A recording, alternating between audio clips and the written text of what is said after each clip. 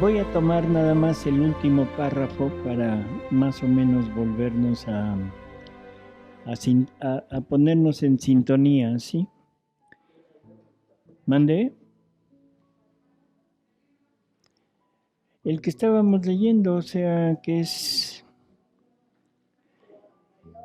el número 32, el libro 32, la lectura, la primera lectura. Y estamos al final del párrafo 5. Y dice, estaba diciendo Luisa, pero lo que más me sorprendía era que el eterno Fiat me esperaba, me quería junto en el acto creante para decirme, ven en mi acto, hagamos juntos lo que estoy haciendo. Yo me sentía toda confundida y mi eterno amor Jesús sorprendiéndome me ha dicho, pequeña hija de mi querer, ánimo, ¿por qué te confundes? En mi voluntad no hay tuyo ni mío. El acto del uno debe unificarse con el del otro y hacer uno solo. Es más, en cuanto la criatura entra en nuestro querer, queda confirmada en el acto que mi fiat está haciendo. Es tanto su amor, sus industrias amorosas, que quiere decir a la criatura, lo hemos hecho juntos. Así que el cielo distendido, el sol resplandeciente de luz y todo lo demás es tuyo y mío. Tenemos derechos en común, por eso tengo siempre presente el acto, porque quiero a la criatura junto conmigo. Aquella por la cual solamente por amor suyo estoy siempre obrando, para oír que me dice en el mismo acto que estoy haciendo, te amo, te amo, te amo. No tener un te amo en obras tan grandes y maravillosas, no ser reconocido, sería como si nuestro amor quedase vencido. Pero no, no. Entre tantos debemos encontrar alguno que esté junto con nosotros amando y obrando, que nos dé la pequeña correspondencia para hacer que nuestro amor encuentre su desahogo y su felicidad por parte de la criatura. Y en cuanto ella entra en nuestro fiat, queda confirmada y vinculada en sus actos divinos, en modo que su virtud vinculadora vincula a Dios y a la criatura. En ocasiones este tipo de lectura nos podría confundir, nos podría llevar al punto de decir, es que nos estamos queriendo igualar con Él incluso en sus obras. Debemos primero entender lo siguiente, el Padre, el Hijo y el Espíritu Santo son tres personas distintas, pero un solo Dios verdadero. O sea, si es un solo Dios verdadero, entonces debemos entender que la voluntad, que es ese motor que mueve a Dios, es el mismo en el Padre, en el Hijo y en el Espíritu Santo.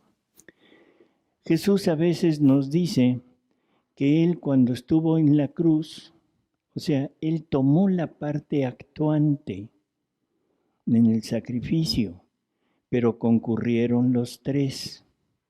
Concurrió el Padre, concurrió el Hijo y concurrió el Espíritu Santo. No podría ser de otra manera, porque si tienen la misma voluntad, no importa que sean personas distintas, pero con la misma voluntad están concurriendo en los actos del uno y en los actos del otro.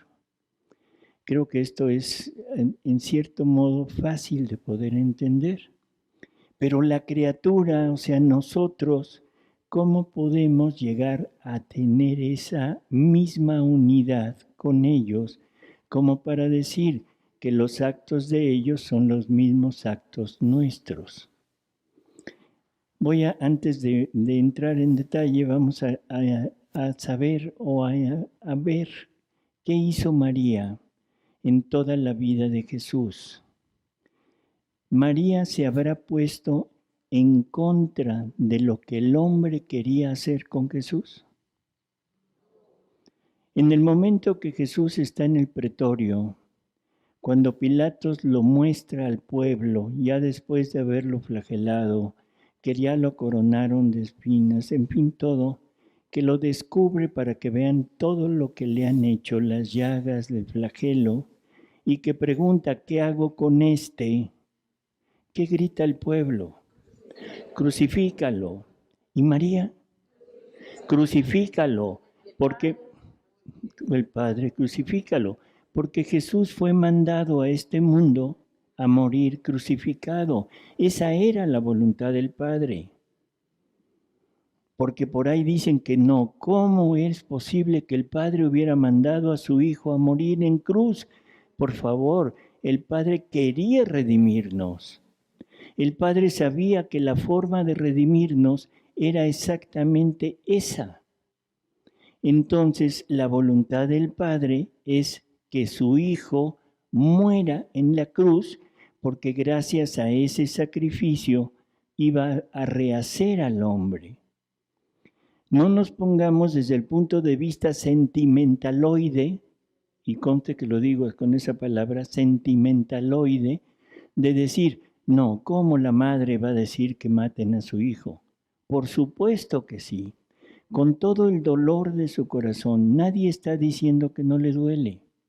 Es un dolor inmenso el que tiene, pero sabe que es la voluntad del Padre y por lo tanto, como tiene en ella la voluntad del Padre, no puede decir no. Si entendemos el cuadro, ella tiene que decir que sí, aunque le duela hasta el alma. Bueno.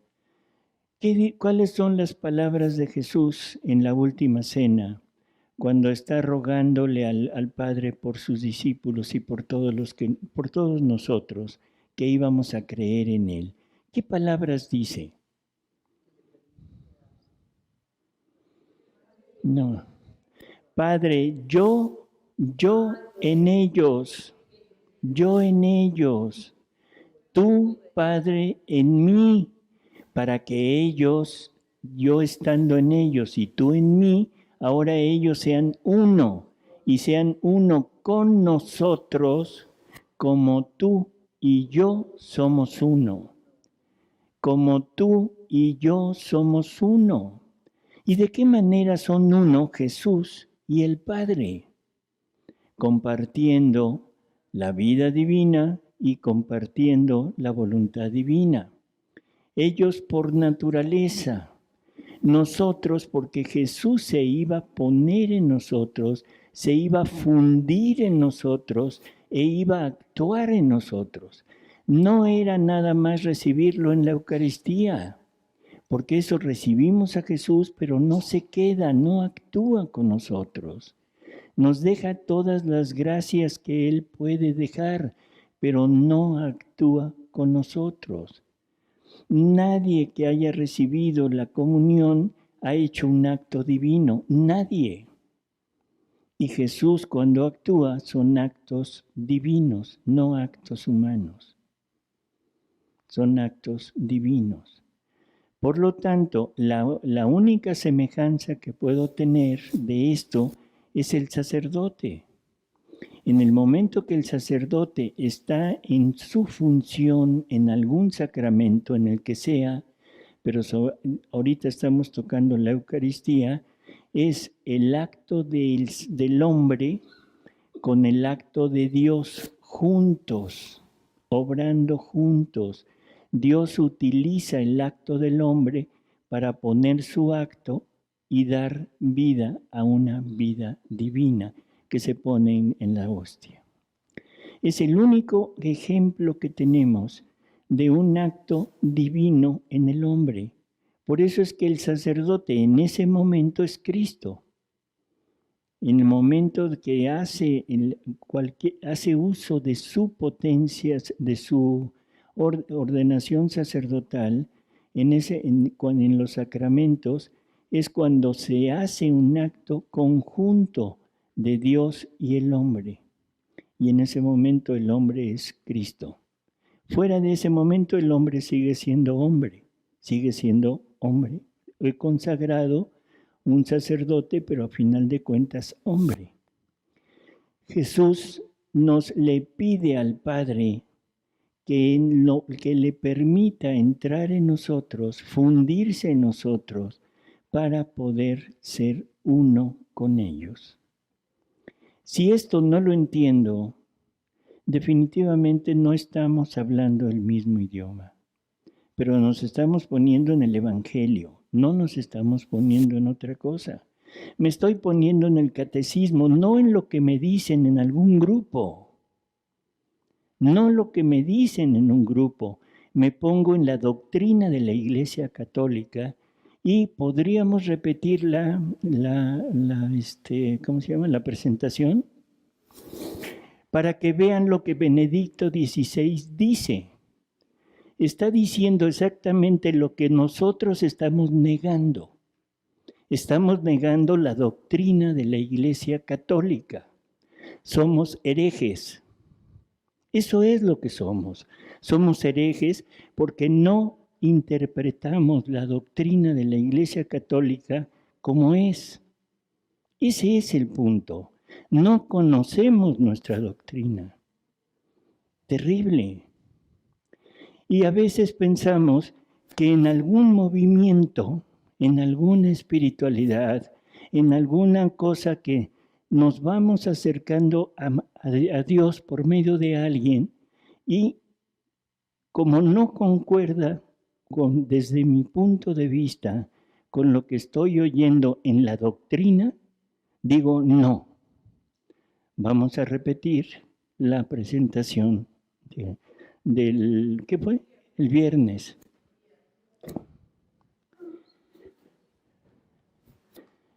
Mientras nos traen lo necesario, vamos a seguir leyendo, ¿sí? ¿Qué libro de qué, perdón? 32:1. Entonces voy a repetirlo.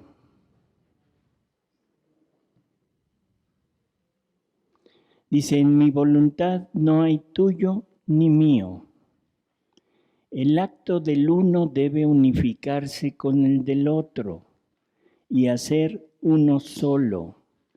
Es más, en cuanto la criatura entra en nuestro querer, queda confirmada en el acto que mi fiat está haciendo.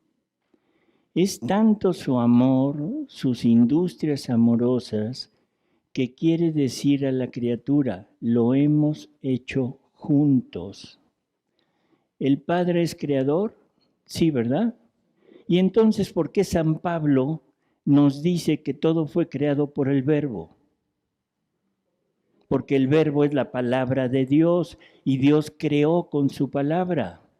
Y yo pregunto, ¿y el Espíritu Santo no participó? Por supuesto, porque es la misma voluntad, es la misma vida, es la misma divinidad y son las mismas obras. No separemos a la Trinidad. Son tres personas distintas, con tres acciones distintas para poder ser amor. Porque si Dios es amor, el amor requiere de tres actos. El acto de dar, el acto de corresponder y el acto de comunicar. Si no tiene tres actos, no es amor. Por lo tanto, los tres participan de lo mismo, tienen las mismas acciones, tienen todo lo que tiene uno, lo tiene el otro, pero cada uno tiene una acción para poder conformar el amor divino.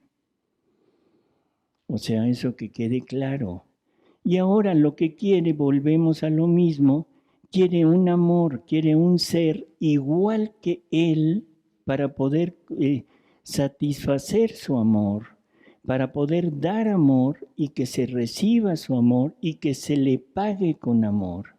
El problema es que como no lo entiendo, como no concuerda con lo que yo creo que dicen, entonces lo hago a un lado y me dedico a otras cosas mientras debería de estar tratando de ver qué nos están diciendo.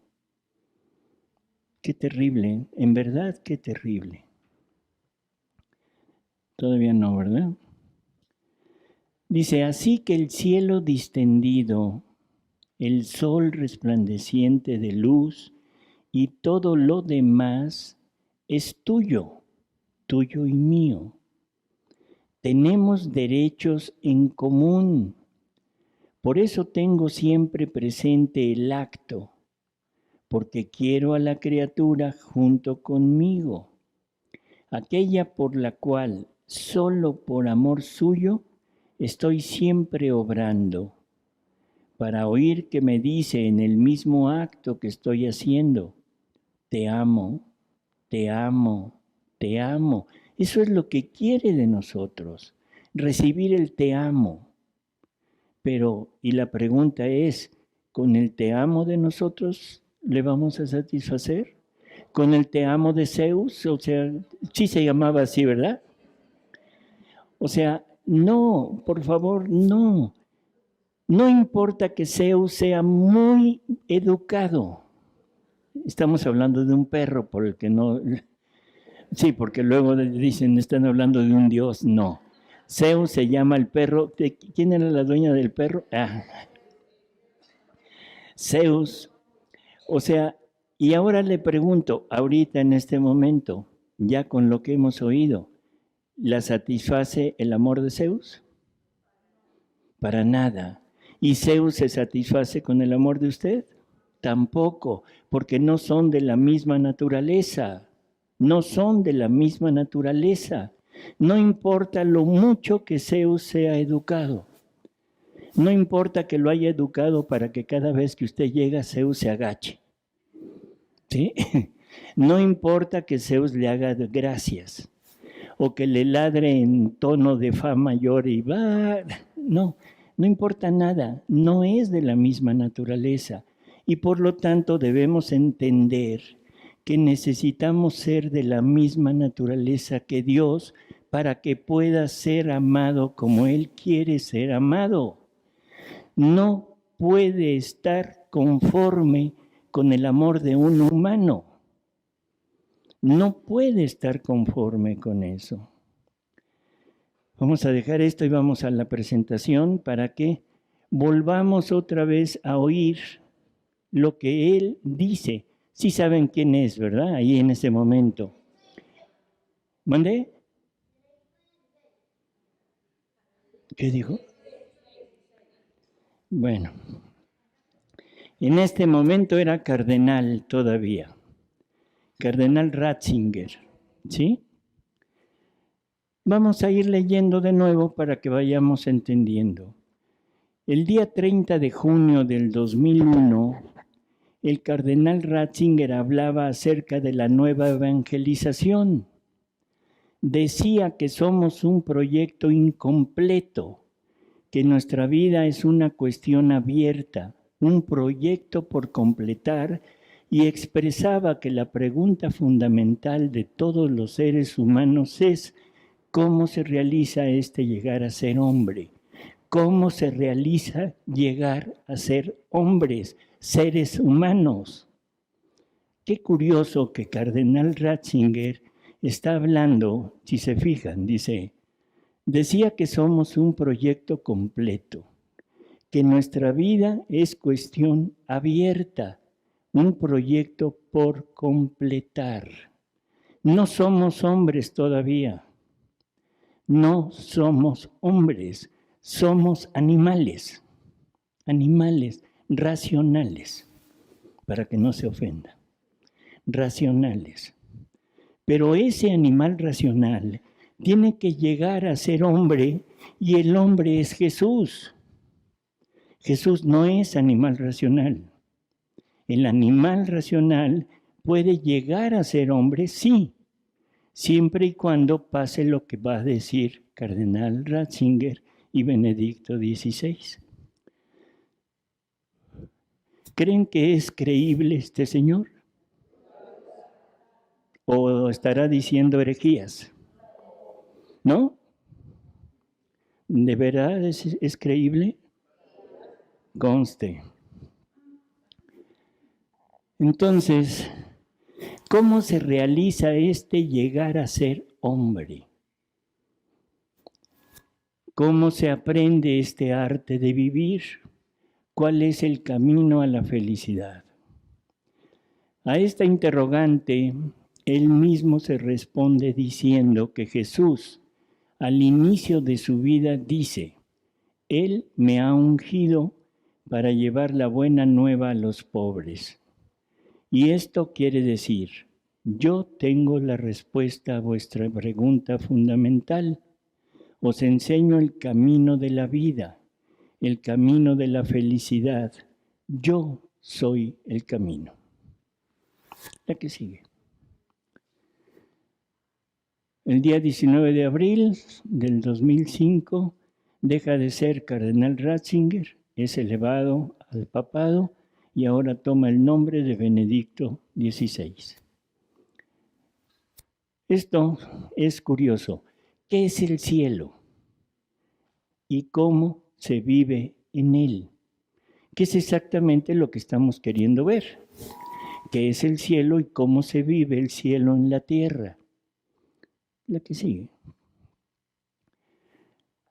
Bueno, ya aquí nada más es palabras de su santidad Benedicto XVI acerca de la unión de voluntad divina y humana.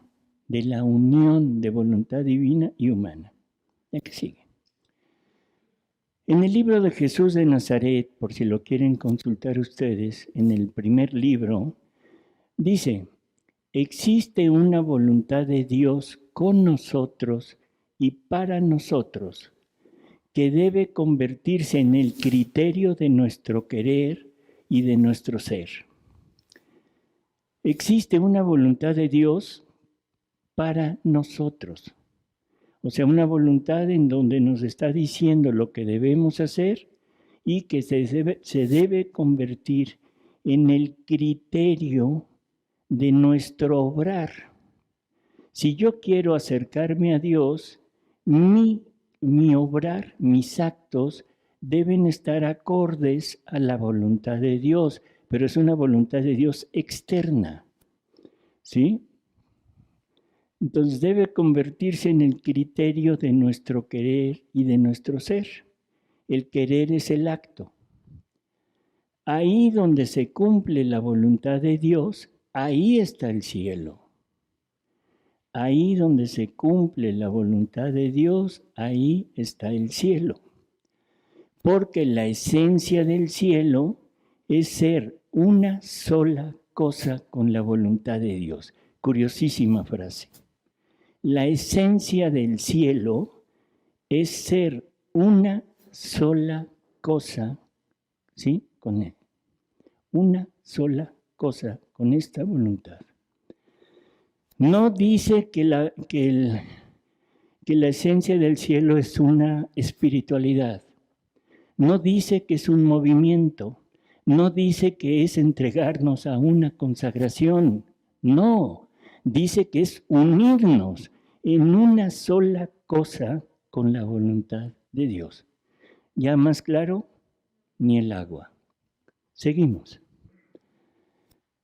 En esta, aquí, en la Deus Caritas Est, en el número 17 dice: el reconocimiento del Dios viviente, o sea, el creer que existe Dios, es un camino hacia el amor. Hacia el amor. ¿Qué es el amor? La entrega. Acuérdense, en Dios el amor no es sentimiento, es entrega.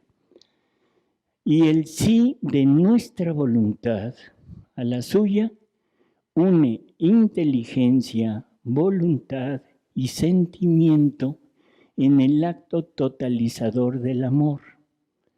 ¿Qué dijo? el reconocimiento del Dios viviente. Ya sé que hay un Dios, ya lo reconozco, lo acepto. Ahora, si yo me uno a la voluntad de Él, como dijo en la anterior, entonces me estoy uniendo en la parte de la voluntad, en la inteligencia, que sé que Él sabe lo que lo que me está mandando y que es lo mejor para mí, y sobre todo en el acto totalizador del amor. O sea, voy a unir mi ser con el ser de Él. Voy a unir mi acto de darme, pero voy a unirme al acto de Él dándose a mí. Por eso dice el acto totalizador del amor. La historia de amor entre Dios y el hombre consiste precisamente en el hecho de que esta comunión de voluntades crece en comunión de pensamientos y de sentimientos. En la medida que nos vamos adaptando a la voluntad de Dios, simplemente desde el punto de vista normal, humano, cumpliendo la voluntad de Dios, empezamos a ver que lo que nos está diciendo es lo correcto. Y entonces mi inteligencia empieza a unirse a la inteligencia divina. Y mi amor, el sentimiento, se empieza a unir al sentimiento y el amor de Dios. Por lo tanto, en la medida que yo voy cumpliendo, obedeciendo su voluntad, voy haciendo una unión con Dios. Si se toman la molestia de leer el número 260 del Catecismo, nos dice que la finalidad de la Trinidad es la unión perfecta de la criatura con la Trinidad. La unión perfecta del hombre con el Padre a través de la voluntad. La unión perfecta del hombre con el Hijo a través de la inteligencia. La unión perfecta del hombre con el Espíritu Santo a través del amor o a través de la memoria, que es nuestra tercera potencia. Entonces, el hecho que esta comunión dice, la historia de amor entre Dios y el hombre consiste en el hecho de que esta comunión de voluntad crece en comunión de pensamientos y de sentimiento. Y así nuestro querer, o sea, nuestros actos, y así nuestros actos y la voluntad de Dios van coincidiendo cada vez más. Voy cumpliendo, voy viviendo cumpliendo la voluntad de Dios. La voluntad de Dios ya no es para mí una voluntad extraña. Ya no es algo que me manda y que yo estoy en contra de ella, sino me voy uniendo por esa unión de inteligencia y de sentimiento. Entonces ya no es para mí una voluntad extraña que los mandamientos me imponen desde fuera. Ya dejo de ser siervo, porque los siervos son los que obedecen. Los siervos son los que obedecen. Cada quien puede decidir dónde se queda. ¿Quieres apagar tu cosa esa? O sea, el siervo obedece y recibe una paga. El hijo no tiene que recibir una paga y lo que el padre quiere, lo quiere el hijo. Entonces, la voluntad de Dios ya no es para mí una voluntad extraña, que los mandamientos me imponen desde fuera, sino que es mi misma voluntad. Empieza a haber esa unión de la voluntad de Dios con la voluntad del hombre. Conforme a la experiencia que, de hecho, Dios me es más íntimo que yo mismo. Ahora empiezo ya no a pensar en mí, sino empiezo a pensar en Dios en mí. O sea, ya no me hace fuerza seguir la voluntad de Dios. Ahora me voy uniendo poco a poco a la voluntad de Dios. En esta fecha dice, La amistad no es solamente conocimiento, sino sobre todo comunión del deseo. Significa que mi voluntad crece hacia el sí. Cada vez vamos siendo más sencillo decirle sí a Dios. Es el sí de la adhesión a la suya. En efecto, su voluntad no es para mí una voluntad externa y extraña a la que me doblego más o menos de buena gana. Ya no soy el obediente, ya no soy nada más el que siempre dice que sí, el humilde, el que se abaja, el que obedece en todo a su Dios. No, ya no soy eso. Dice, no, en la amistad mi voluntad se une a la suya. A medida que va creciendo esta amistad, su voluntad se convierte en la mía, su voluntad se convierte en la mía y justo así llego a ser yo mismo. Jesús nos dice, cuando quieras reconocerte, cuando quieras saber quién eres, ven a reconocerte en mí, porque si te reconoces en ti te vas a equivocar, vas a tener una concepción diferente porque lo ves desde tu punto de vista, lo ves desde tu perspectiva, lo ves desde tu pensamiento. Todos son ínfimos, porque son humanos. Y todos son, ¿cómo diríamos? Estamos atados, estamos encuadrados, nos han puesto en corrales, así en corrales, que no nos permiten ver lo que hay fuera. No nos permiten ver lo que hay fuera y pensamos que somos buenos y pensamos que estamos en el punto correcto. Y por eso voy a darme, sería esta toma de conciencia que Dios nos va a permitir tener, nos va a abrir el corral para decir, mira, esto es lo que tú eres y esto es lo que yo quisiera que fueras. A ver si así podemos entender cuando nos abran el corral. Dice, pero la tercera expresión es la decisiva, aquella en la que la voluntad humana se adhiere plenamente a la voluntad divina. Jesús nos dice que solamente conformando la propia voluntad con la voluntad divina, el ser humano alcanza su verdadera altura, se hace divino. Ojo con esto. Cuando vayamos entrando en esta comunión de voluntades, solamente así, adhiriéndonos plenamente a la divina voluntad, podemos llegar a lo que Dios quiere que seamos, divinos. Porque ese es el punto, divinos, igual que Jesús. Si no, no somos semejanza de Jesús. Y así fuimos creados, y así lo creemos, pero no lo hacemos. Decimos que creemos en las verdades reveladas, decimos que creemos que Dios nos creó a su imagen y semejanza en su Hijo Jesucristo, pero a la hora de decir, ¿es realidad? Digo, no, eso es mentira, porque yo soy humano, yo soy menos que Él, no puedo llegar a Él, y yo me quedo en el camino. No, Dios nos quiere llevar aquí. Ese es el punto. Y yo me quiero quedar acá. Me quiero quedar en mi consagración, me quiero quedar en lo que yo practico. Qué tremenda oscuridad tenemos. El ser humano alcanza su verdadera altura. Se hace divino. Y es eso lo que hace en Getsemaní, transfiriendo la voluntad humana en la voluntad divina, nace el verdadero hombre y somos redimidos. ¿Qué quiere decir eso? ¿Qué está diciendo?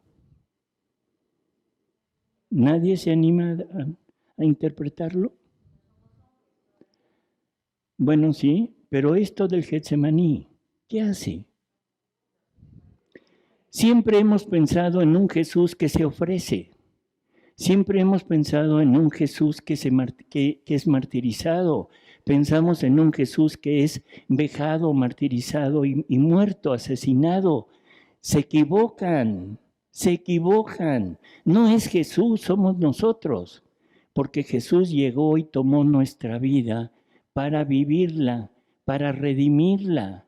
Jesús nos llevó en él desde el momento mismo de su encarnación para empezar a rehacer la vida de todos nosotros y culminó esa vida, culminó en el Calvario, culminó en la cruz, culminó matándonos en la cruz para enterrarnos, para que después pudiéramos resucitar con Él, pero resucitar en vida divina, habiendo matado la porquería que tenemos de vida que llevamos nosotros. Ese es el punto. Eso es lo que está diciendo. Dice, es eso lo que hace Jesús en el Getsemaní, transfiriendo la voluntad humana en la voluntad divina. ¿Qué voluntad humana pone en esta transferencia?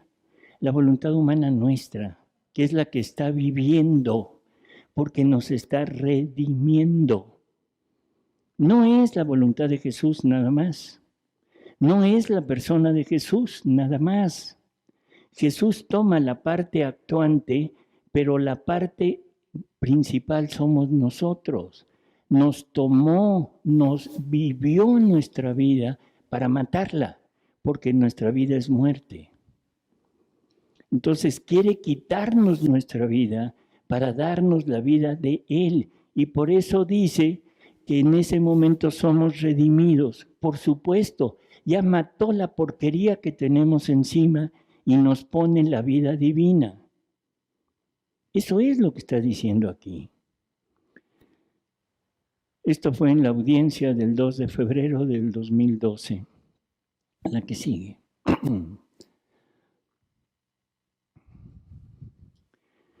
Catecismo de la Iglesia Católica.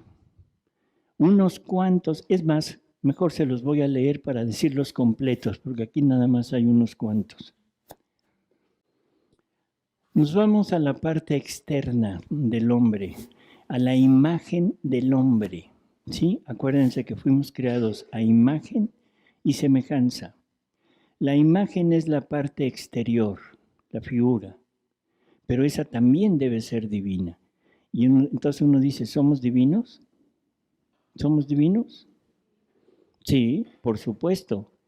704 del Catecismo nos dice, en cuanto al hombre, es con sus propias manos, es decir, el Hijo y el Espíritu Santo, como Dios lo hizo.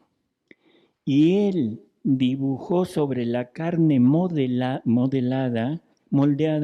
su propia forma, de modo que incluso lo que fuese visible llevase la forma divina. Lo que tenemos como forma, como imagen, es divino. ¿Por qué? Porque somos tomados a imagen de la primera humanidad que existió, y la primera humanidad que existió es la de Jesús. No fue Adán el primero, es Jesús el primero. Y eso lo dice San Pablo. Él es el primogénito de toda la creación. Si no lo creemos, entonces estamos desmintiendo a San Pablo. Cada quien le puede decir mentiroso si quiere. Ese fue el 704.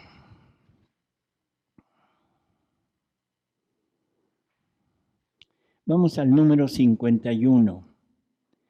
Dice, dispuso Dios en su sabiduría revelarse a sí mismo y dar a conocer el misterio de su voluntad, mediante el cual los hombres, por medio de Cristo, Verbo encarnado, tienen acceso al Padre y al Espíritu Santo y se hacen consortes de la naturaleza divina.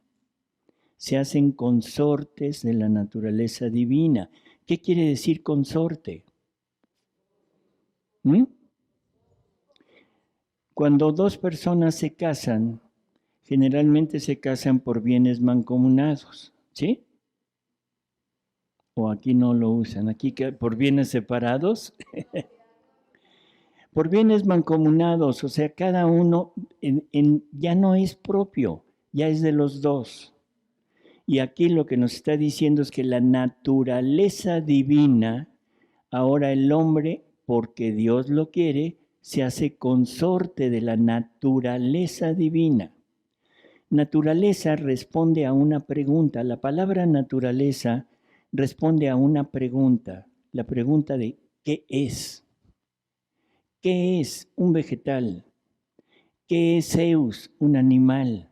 Bueno, perdón por lo de animal, su perrito. ¿Qué es hombres? ¿Qué es aquel que está allá arriba en el cielo? Es Dios. Por lo tanto, si ahora nos hicimos consortes de la naturaleza divina, cuando yo pregunto ¿qué es? ¿Qué trabajo nos cuesta decir? Es hombre Dios. ¿Qué es Cristo? Ah, es Dios, es hombre Dios. ¿Qué es este joven? Hombre Dios, porque es creado a imagen y semejanza. Número 52. Dios que habita en una luz inaccesible quiere comunicar su propia vida divina a los hombres libremente creados por Él, para hacer de ellos en su Hijo único hijos adoptivos.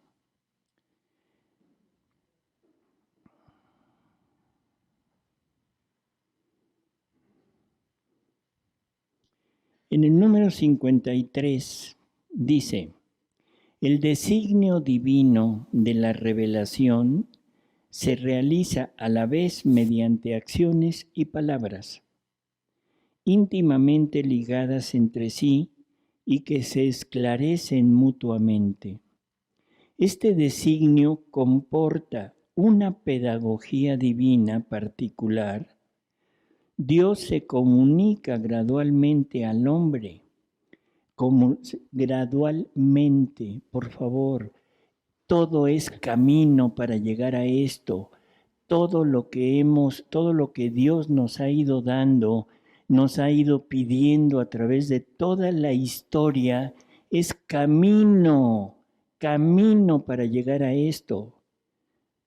Todas las asociaciones, todas las espiritualidades, todas las consagraciones, todo lo que hay es camino para llegar a esto. Le creo a Dios, bueno, voy a seguir el camino.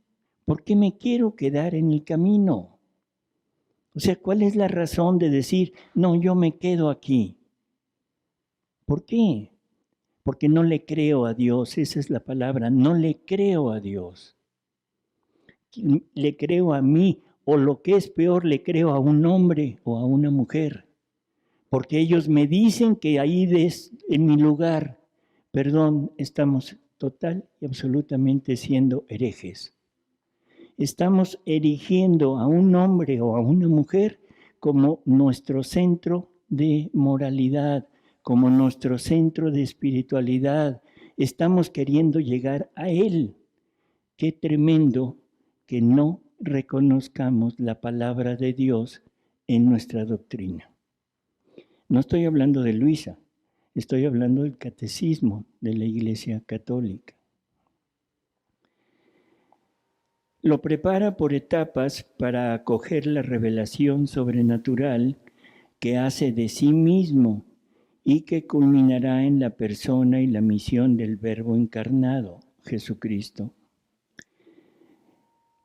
San Irineo de León habla en varias ocasiones de esta pedagogía divina bajo la imagen de un mutuo acostumbrarse entre Dios y el hombre. El Verbo de Dios ha habitado en el hombre y se ha hecho hijo del hombre para acostumbrar al hombre a comprender a Dios y para acostumbrar a Dios a habitar en el hombre según la voluntad del Padre. En el 257 dice: Dios quiere comunicar libremente la gloria de su vida bienaventurada. Tal es el designio benevolente que concibió antes de la creación del mundo en su Hijo amado, predestinándonos a la adopción filial en Él, es decir, a reproducir la imagen de su Hijo, a reproducir la imagen de su Hijo.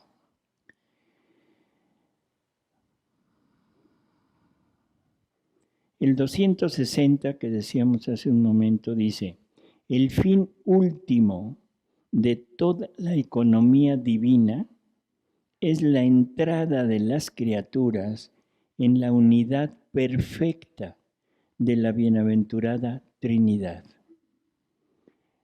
El fin último de toda la economía divina, o sea, del Dios único y verdadero, es que nos unamos en forma perfecta con la Trinidad, cosa que nada en este mundo lo puede lograr. Nada. Podemos acercarnos, podemos llegar incluso a la inhabitación de la Trinidad en nosotros, como nos decía Jesús en el Evangelio, pero eso no es la unidad perfecta. La unidad perfecta es en obras, en pensamientos, en sentimientos, en atributos. Esa es la unidad perfecta. Y eso no me lo da ninguna cosa en este mundo. Doctrina de la Iglesia Católica.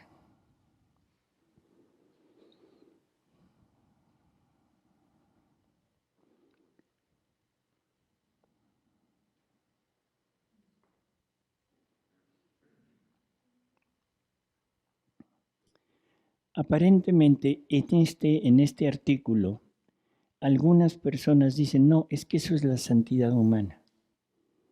O sea, eso es lo que los santos han logrado, esa unificación, esa inhabitación de la Trinidad en ellos. Vamos a continuar leyendo el mismo artículo y dice: pero desde ahora, ¿qué quiere decir pero desde ahora? O sea, que aquello es el fin último. Pero bueno, desde ahora, o sea, como no lo tenemos el fin último, pero desde ahora somos llamados a ser habitados por la Santísima Trinidad.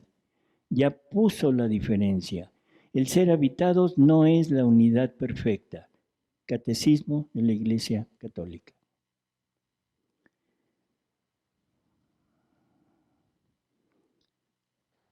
$295. Dice: creemos que Dios creó el mundo según su sabiduría. Este no es producto de una necesidad cualquiera, de un destino ciego o del azar. Creemos que procede de la voluntad libre de Dios, que ha querido hacer participar a las criaturas de su ser, de su sabiduría y de su bondad. Nos quiere participar de su ser.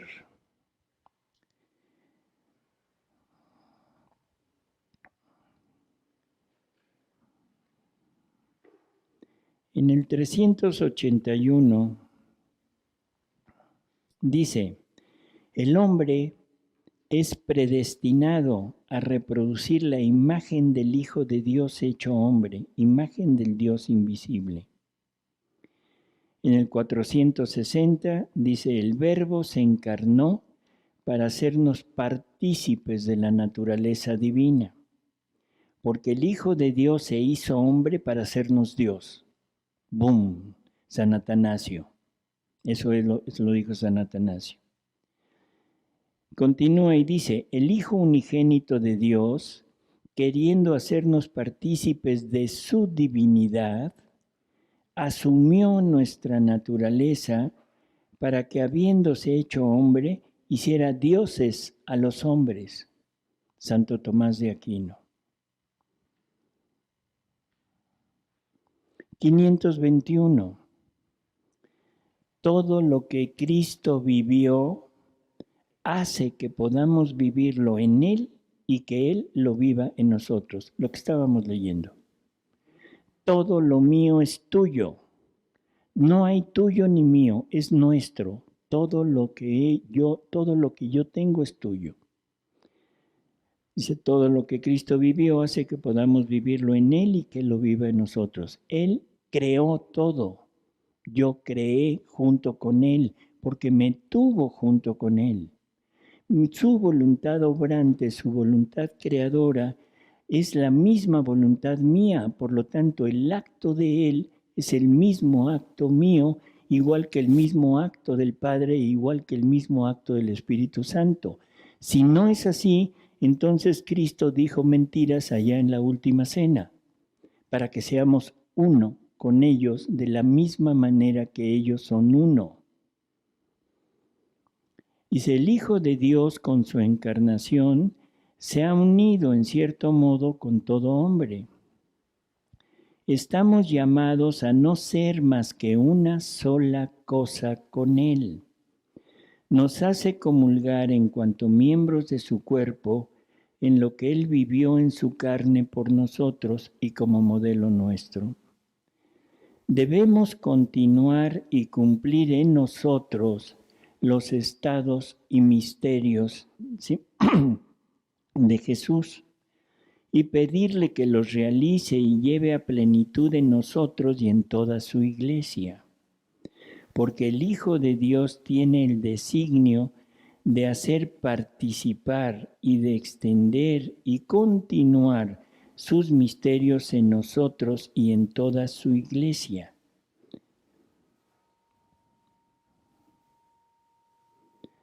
(795)